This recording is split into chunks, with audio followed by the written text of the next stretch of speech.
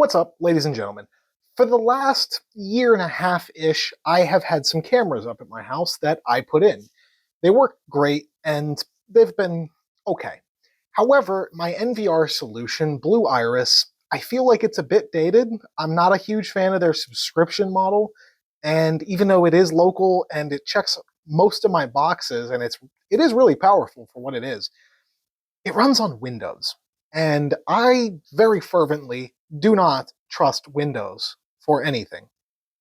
Uh, as an IT person professionally, I cannot tell you how many issues have been caused by Microsoft doing something stupid.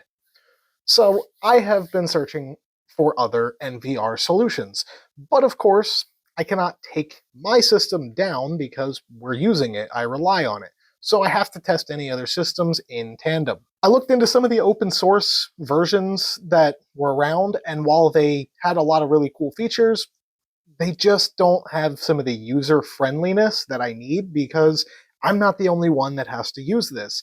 I have family members that all want to check in and see things around the house, and they also need to be able to use it.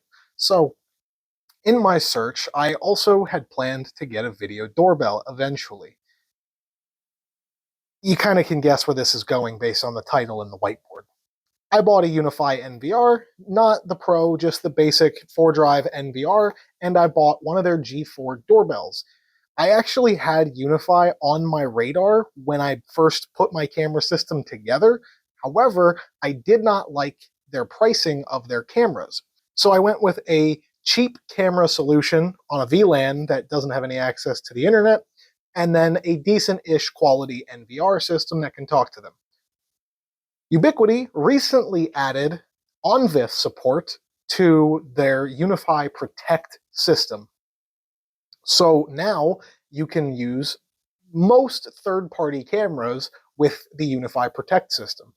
Given that and the few updates that have come since that announcement that have made that process a lot better, I finally decided to grab an NVR, grab their G4 doorbell, and see if I like the platform as a whole. So we're here on the table. I have a new camera setup, so I hope you guys enjoy this. It should make doing this kind of stuff a lot more easy, because now we have a face cam and we have a dedicated bench cam. So we have the UniFi Protect box. I think only the NVR that I ordered is in here. I'm hoping that the video doorbell is also in here, but we're going to find out.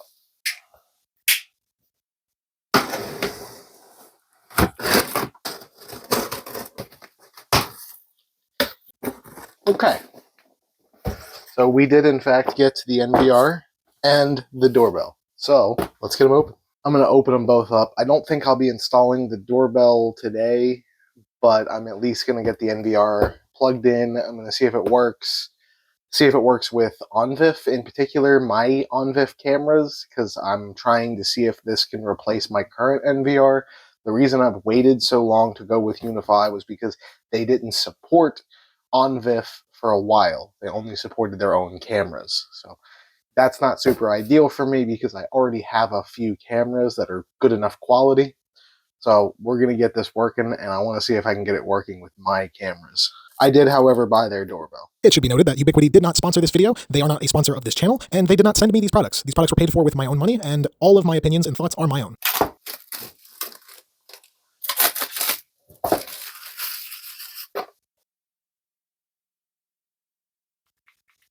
Alright, so I'm not going to go into full detail, but the doorbell, we have it. It has a little light as well as a little camera that faces down, so that way this camera can actually get a good view on packages if they're left at your door. Also in the box, you get a mounting bracket, and it looks like you get a couple different sizes, which is fantastic.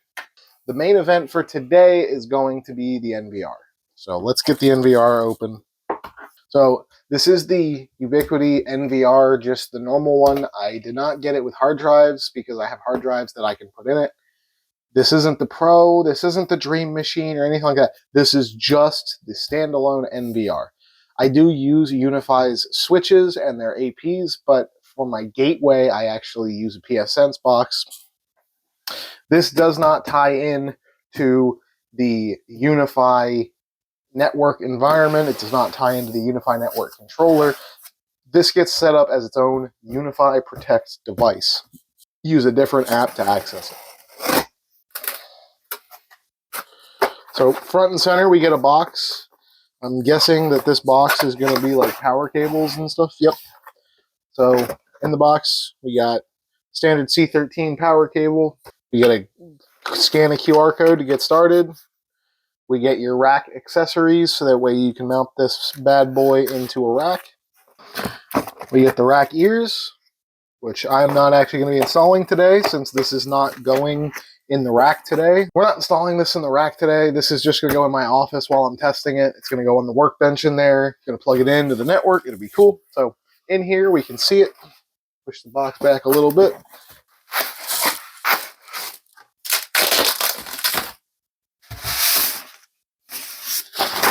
Alrighty. So we have the NVR out. So on the front of the NVR, you get 4 drive bays, which won't open for some reason. Okay, so in the front of this, it's a real simple machine. You get 4 drive bays. These are advertised as being 2.5 or 3.5 millimeter drive bays. On the back here, you can see that there is a little diagram of that you'll screw in a 3.5 mil drive on the side, and you'll screw in a 2.5 inch drive on the bottom. This NVR takes up to 4 drives. I only have 2 to put in it today, but I eventually will probably put all 4 in. And then on the back, you get your power cable. You get your UPS Connect if you have Ubiquiti's fancy UPS system. Of course, you get a 1 gig NIC for local internet. You also get a 10 gig NIC in case you need that. However, that 10 gig NIC is in the form of an SFP connector, not RJ45, so you will need SFP connections. Other than that, that's essentially it for this. So let's get the hard drives put in that I ordered, and we'll get this thing over on the desk and test it. The hard drives that I elected to go with for this particular edition, just to try this out and see if it fits my style and my family's needs, are the Seagate Skyhawk 8 terabyte drives. I have 2 of these drives, so they will be in a RAID 1 where I have 1 drive of capacity and I have another drive of redundancy. We'll see how that works out as well. I may see what UniFi's options are when we get in there, because if there's a better option than RAID 1, that would be nice, because at a RAID 1, even if you put 4 drives in here, you're still only getting 16 terabytes. But I do want to have some level of redundancy. So, okay, so this is kind of interesting. So I'm putting the drive in, and Ubiquiti actually has this really cool like toolless design where 3 of the 4 screws that you need to secure the drive get put in by like friction. And then you just have to put 1 screw in to actually secure the drive in. I'll show you. On the hard drive here, this is a like friction point. This doesn't actually get a screw, but then this one gets a screw. And then on this side, both sides are friction points.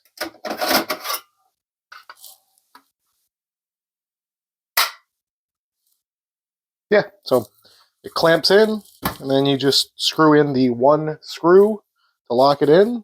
So it's not quite as toolless as like one of Dell's little hard drive enclosures that they put in their pre-built computers and stuff, but it's not bad. 1 screw and some pressure fitting, that's solid. I'll take it. So let's get these put in, and then let's get this thing on the table. Gonna go get it set up on the table and see if it starts working. So I've got it plugged in, and the 2 drives are there, and it's blinking, and it's in the network. So now we got to go see if I can actually see it. Okay, so log into your network or gateway, grab the IP address. It's going to look a little differently for you. Go to the IP address, ignore the security warning, click Setup, give it a name, accept the terms, click Next, log into your UniFi account, verify your UniFi account if you have two-factor, restore from a backup if you need to. All right, set up your preferred storage policy. You can select a couple different options here. It looks like instead of just pure RAID, they're doing more like a RAID Z1, which is really cool. There's even a setting later on we'll talk about that discusses OneDrive spare. That's really cool. It means you can have more capacity for storage and still have some level of redundancy. It's going to do some setup here. You're going to get greeted by this very angry looking connection is not private. It's okay. You can just skip through that. If you click advanced and then click proceed, it will take you to the login console. Again, log in with your UniFi account. Okay, so we got everything set up. By the way, that was not AI for that segment. When I went through it, I didn't really know what I was doing, and I kind of just went through it. And I forgot to actually say anything. So the audio for that video, like the raw audio, is literally just dead silence while I'm standing there figuring things out. But anyway, we got it in. We got everything set up. I did have some problems in the beginning. Basically, I couldn't figure out why I couldn't find my cameras. I couldn't even see the option in the settings. So the first thing I'll show you guys, obviously you can see I have my different cameras in here. And, I do have the G4 Doorbell as well. But I do have two Amcrest cameras, and these say IPC-BO. I don't know what that means. Those are Reolink cameras. I want to comment on the setup process for the UniFi Protect system. I mentioned it briefly in the audio clip that I made, but it is super easy. Just like every other UniFi product, you just kind of enter your credentials. If you don't have any, you just make new ones, and you just go. So once you get in here, you're going to want to come to Settings, System, and Advanced. And this is only if you have third-party cameras that you want to get into the UniFi Protect system. You'll have this Discover Third-Party Cameras. Now, this is technically still a beta. I don't care. It works pretty well. It's not perfect, and I'll address that in a second. If you don't see this option, it means your UniFi Protect is not up to date. Now, I had a problem where my drives were spinning up and they were mirroring, and it would not let me do anything. It would not let me update or anything like that.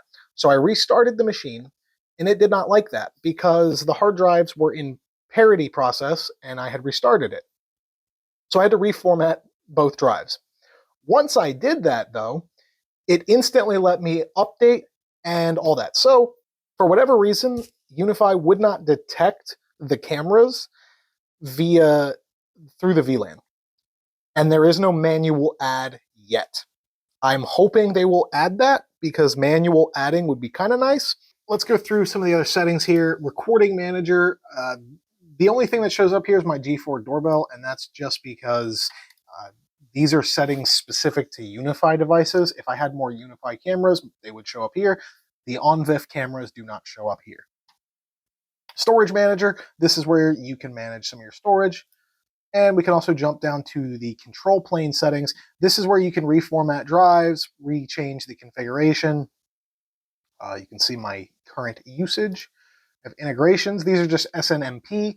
I don't use SNMP in my house.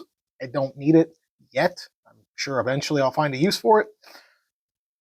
Updates. So this is cool. You can run the access software on here. If you didn't know, UniFi also makes like physical access security. I really want to get my hands on some of their physical access stuff as well. I do card access at my day jobs, and I like it. It's one of the things I do really enjoy about my day job. So I don't have it installed here because I don't have anything to use it with, but I would love to test it out one day. Maybe when UniFi sponsors me. I'm not sure what Interspace is. I Googled it, and the best thing I could come up with was it's like a map of your house, and you can link cameras and APs or something. I'm not messing with it. I don't care. I just need security. You can set up users and whatnot. You can set up different levels of users. You can also set up an identity endpoint. So you can actually build in like a VPN through this. So let's go to the dashboard. These cameras do take a little bit to load, these OnVIF ones. Notice that these two load up fine. We're on the dashboard here. Ignore the driveway and the front yard right camera. The doorbell camera, by the way, I didn't actually film myself installing it, but it was super easy to install. There's plenty of videos on how to install those doorbell cameras. I didn't film my process because for me, installing hardware stuff like that, I kind of get into work mode, and that's not something I want to put on this channel. But you can see the picture of my driveway is pretty solid. We can flip to that package camera. I do like that you can always see the package camera. The package camera, it's good quality. We actually have gotten a few deliveries in the past few days that I've been using this. It detects motion, people, cars. It does really well. And the app on your phone, the UniFi Protect app, it will give you alerts for motion and all that. I actually am considering getting one of UniFi's AI beam devices and putting it on one of my other cameras just to have more features, because their detection is really good. So this is my garage. Here in my garage. This is an interior camera that I have. Now, this particular camera does not like to switch itself from day to night mode. I don't know why. It's the same as the living room one, which does not have that problem. It's set to do it, it just doesn't do it. I usually just leave it in night mode, but you'll notice there is no way to change that in UniFi. So UniFi does not currently have the ability to change the day or night mode. That kind of sucks. So right now I still have to use Blue Iris to do that. I don't change it much, but it would be nice if it had a button here, because I do actually change. Yeah, I do change this one from day to night mode a good bit, depending on what's going on in the room and what I'm trying to look at. These are PTZ cameras, so that does work. So on the computer, you can just hit your arrow keys and it will move. It does exactly what you think it would. You can also set presets. So I have a couple presets set up that we like to look at. Now, I will say, they need to work on this in the mobile app, because I don't know if it's because these are third-party cameras, but in the mobile app, when I go to move these cameras, the wheel basically doesn't work. Wherever you move, the camera basically just goes somewhere else. I don't know why. That's why I set the presets up, so that way my family can just hit the button instead of moving the camera manually. Okay, so we can come into detections, and you can see here, we had an Amazon guy. So here's the night vision. So you can see it's pretty solid, honestly. It's, I can see what's going on. It even has package detection. These are the different doorbell ring events. All of these are just me testing it. It says, you can see I have 2 hard drives, 393 gigs out of 8 terabytes. Cameras, I have 5 right now. Storage capacity, 350 days and 9 hours. That's really cool, because right now all of my cameras are set to record 24/7. Camera capacity, this is really cool. So you can see how many HD or 2K or 4K cameras that you have, and it even tells you how many you can support. So I can support 53 HD cameras, 26 2K cameras, or 16 4K cameras. So that's pretty solid, honestly. It tells you what I have. I have 3 HD, 2 2K, and then no 4Ks.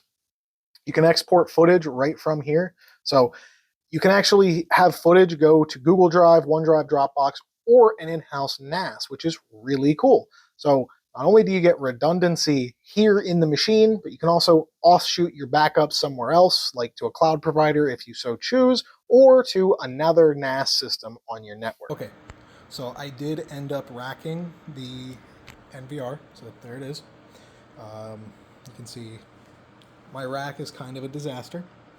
I plan on fixing it eventually, and it'll probably be a video. But anyway, it's in there. It looks good. It's got its little home. It's wired up. Instead of me VLANing a managed switch that happens to be on my workbench, it now has a direct SFP connection to the switch where my cameras are. This switch only is responsible for cameras. That's it. So it has a direct line to that, which is a 10 gig link. Not that it needs it for the 4 or 5 cameras I have. And then it has a normal 1 gig link coming out that runs up and goes into the switch somewhere here. Again, I eventually plan on cleaning this all up, but it's in the rack. Ultimately, I am super happy with this. It's not perfect, but it's close enough. The mobile app is great. It could be better for these third-party cameras, but for all the UniFi stuff, it's great. And everything inside of it just kind of works. I do plan to test some UniFi cameras in the future. I don't know which ones, and I'm hoping their prices come down, but I do plan to do that in the future. Ultimately, I think if I were to redo my whole camera system, a year and a half ago, I probably just would have went UniFi at the time. I would have spent the extra money on the cameras for the better quality. I would have probably just gotten the NVR and went off to the races. It's a fantastic product. I'm happy I bought it. Their doorbell, really nice. Again, I didn't do a video, but the last 2 days I've had it, it's really nice. I can see the packages. I can talk back and forth if I want to. I even heard one of our UPS guys talking to somebody on the phone, and he was not happy with that person. Absolutely, I would recommend this. It's super easy to set up. You do not have to be all that technical. If you bought this and some of their cameras, it's pretty much plug and play. You plug them into your network, you get this set up, and you adopt the cameras. Anybody that's used UniFi networking gear knows how easy their stuff is to adopt most of the time. You basically just plug it in, wait for it to get detected by your cloud key or your self-hosted network thing or your Dream Machine, whatever you're running, and you adopt it. And then it just does what you tell it to do. There's a reason that UniFi gained the unofficial nickname of the Apple of networking. It seems like very quickly they're expanding that networking to security in general. And with their price point being right in between what I would say the real professional stuff is and the low-end consumer stuff is, they definitely fall into that prosumer line, but they've made their systems so easy to just set up and work with and do things in. I would feel comfortable recommending this kind of system to some of my family that know nothing about computers, and they wouldn't need me to help them set it up. It walks them through it. That is a pretty nice thing. And here's my favorite part. It's all local. There are no service fees ever. They just give me the updates. There's no cloud fees. If the internet goes out, I can still access my cameras locally. It's kind of great. Yeah, it's more expensive, but get what you pay for. Anyway, hope you guys enjoyed this video. If you did, please leave a like. If you're new to the channel, please subscribe. It does help. You guys have been absolutely crushing it and showing me the love. I love seeing all the comments. I love the feedback. Right now, we're at like 860 something, 870 maybe. I don't know. The number's going up so quickly, I don't even know what to do. I'm here for the ride. We always have a kick-ass time. I am Dylan, the Technicus guy. I will see you in the next one. And remember, keep it peaceful.